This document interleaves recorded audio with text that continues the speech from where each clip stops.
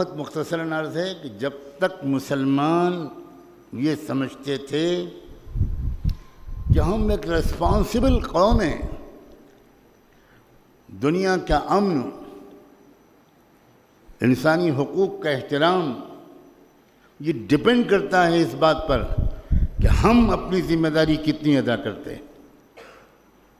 ہم آن ڈیوٹی ہیں اس دنیا میں، اور ہم بھیجے جائیں گے، واپس جائیں گے تو ہم سے صرف وہ حساب نہیں ہوگا جو پچھلی قوموں کے لوگوں سے ہوگا، ہم سے سب سے خطرناک حساب یہ ہوگا کہ تم ایک ڈیوٹی دے کر بھیجے گئے تھے، اور وہ ڈیوٹی یہ تھی کہ دنیا میں انصاف اور امن قائم ہو، یہ تمہاری ذمہ داری تھی، بتاؤ تم نے اس سلسلے میں کیا کیا ہے؟ ہمارا جواب ہوگا کہ اللہ ہم تو انجینئر تھے، ہم تو پروفیشنل تھے، ہم تو ڈاکٹر تھے، ہم تو بزنس مین تھے، ہم تو مسجد کے امام و خطیب تھے، ہم تو مدرسے میں فلاں کتابیں پڑھاتے تھے۔ میں قسم کھا کے کہتا ہوں اس میں سے کوئی جواب ایک لمحے کے لیے بھی قابل قبول نہیں ہوگا، بالکل نہیں۔ صحابہ میں بہت کم لوگ علماء تھے، میں تو کہتا ہوں صحابہ میں بہت کم لوگ لکھنا پڑھنا جانتے تھے، صحابہ کی اکثریت الٹریٹ تھی، لیکن ذمہ داری کا احساس، آن ڈیوٹی ہونے کا احساس۔ رومن امپائر میں جا کر کہہ رہے ہیں کہ ہم اس لیے آئے ہیں کہ آپ کے ملک میں انصاف کا نظام قائم ہو۔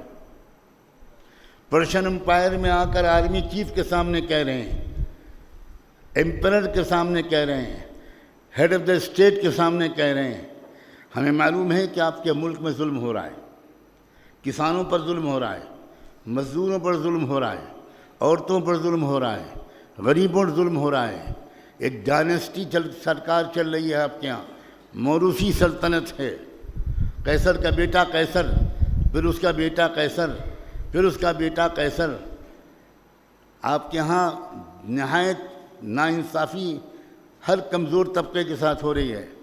ہم مدینے سے آئے ہیں اس سسٹم کو بدلنے کے لیے، ہم آپ کے یہاں عیاشیاں کرنے کے لیے نہیں آئے، رومن امپائر کی حسین عورتوں کو دیکھنے کے لیے نہیں آئے، رومن امپائر کی خوشنما مناظر کو دیکھنے کے لیے نہیں آئے، ہم سیاحت کرنے کے لیے نہیں آئے، ہم گھومنے کے لیے نہیں آئے، ہم جسٹس بیسڈ سسٹم کو آپ کے ملک میں اسٹیبلش کرنے اور مظلوموں کو آپ کے ظلم سے نجات دلانے کے لیے آئے۔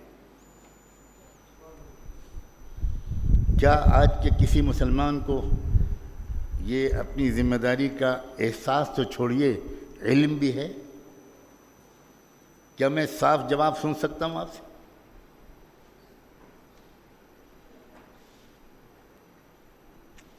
زیادہ سے زیادہ ہم ذمہ دار کس کے ہیں؟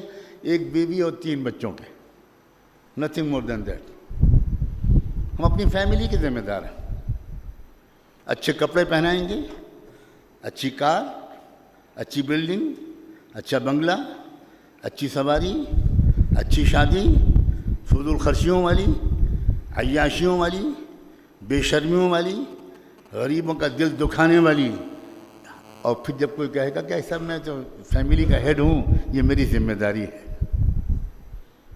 مجھے کوئی بتا دے کہ ایک نان مسلم اور ایک مسلم کی سوچ میں کیا فرق ہے؟ اگر صرف نماز روزہ کرنا اسلام ہوتا تو کسی قوم کو نماز روزے سے انکار نہیں تھا۔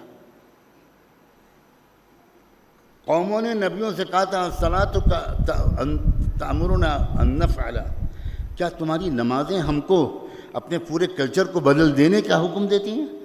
اس کا مطلب ہے نماز پر اعتراض نہیں تھا، زندگی کی ترتیب اور ترجیحات پر پرائیورٹیز کے بدلنے سے انکار تھا۔ کاش کہ یہ بات ہم سمجھیں کہ دنیا کی بربادی کے، دنیا کے زوال اور اخلاقی دیوالیہ پن و بینکرپسی کے ذمہ دار نہ یہودی ہیں، نہ RSS کے لوگ ہیں، نہ CIA کے لوگ ہیں، نہ KGB کے لوگ ہیں، وہ ہیں جو ان کا نام ہے محمد سعید اور محمد مصطفیٰ۔ ہم ذمہ دار ہیں۔ We have to take the responsibility. We have to bow our heads shamefully in front of Allah subhanahu wa ta'ala. ہم مجرم ہیں، اس لیے کہ ہم نے اپنی اجتماعی ذمہ داری بالکل نہیں سمجھی۔ چونکہ یہاں مجھ سے کہا گیا کہ یہاں مسجدوں کے ذمہ دار ہیں، یہاں مدرسوں کے ذمہ دار ہیں، یہاں برادریوں کے ذمہ دار ہیں، یہاں بزنس مین لوگ موجود ہیں، اس لیے میری گفتگو ذمہ داری کے ارد گرد گھوم رہی ہے۔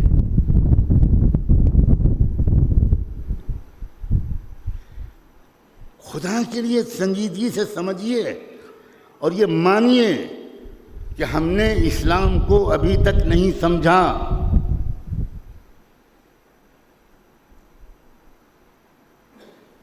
اگر جب تک ہم اپنی کیریکٹر ادا کر رہے تھے، رول پلے کر رہے تھے، تو دنیا کا نقشہ ہی بدل چکا تھا۔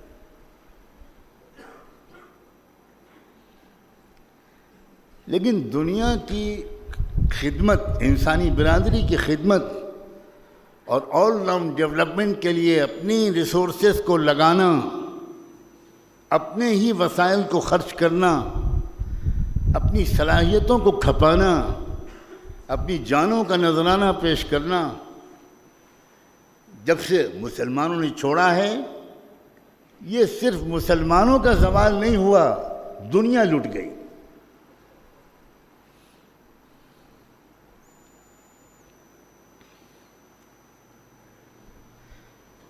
لوگ اس کو حادثہ سمجھتے ہیں کہ ہمارے ہاتھ سے حکومت چلی گئی۔ یہ کوئی حادثہ ہے؟ حادثہ یہ ہے کہ دنیا کے انسانوں کی شرافت چلی گئی۔ حادثہ یہ ہے کہ عورتوں کی عزتوں کی سر بازار، عورتوں کی عزتیں لوٹنے لگیں۔ کس کی وجہ سے؟ بہت آسان ہے دوسروں کو الزام دینا، بہت مشکل ہے اپنے جرم کا اقرار کرنا۔ یہ خالی ذہنی اور ایک فرضی باتیں میں نہیں کر رہا ہوں۔ جس محلے میں کوئی ہمدرد انسان رہتا ہے، ایک ہمدرد انسان جس کو اپنے پڑوسیوں کی بھی فکر رہتی ہو، اپنی فیملی کے ساتھ وہ خیال رکھتا ہو، آپ بتائیے اس محلے میں آپس میں محبتیں رہتی ہیں کہ نہیں رہتی؟ جواب دیجیے مجھے۔ وہ شخص جو سب کا ایک کیئرنگ اور لونگ اور شیئرنگ رشتہ رکھتا ہے، کوئی انسان، وہ انسان ہزار سیاسی پارٹیاں مخالف وہاں موجود ہوں، لیکن اس انسان کی محبت سب کے دل میں رہتی ہے۔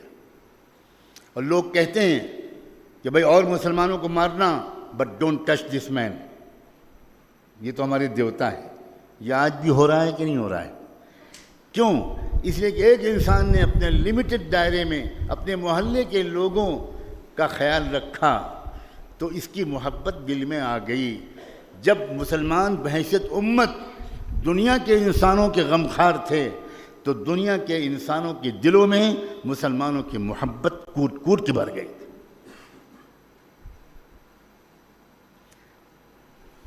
ایک بہت بڑی تبدیلی کی ضرورت ہے عزیزوں۔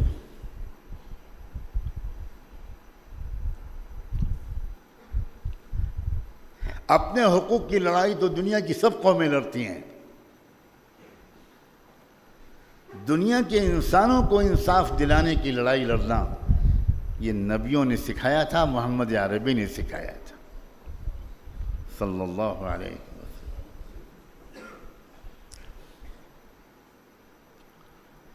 یہ اپروچ، یہ نظریہ حیات، یہ ورلڈ ویو، یہ تصور حیات، اپنی ذمہ داریوں کا یہ ادراک پھر سے واپس آ جائے تو پھر سے ہمارا ماضی واپس آ جائے گا، عظمت رفتہ واپس آ جائے گی، اور عظمت رفتہ سے زیادہ محبت رفتہ واپس آ جائے،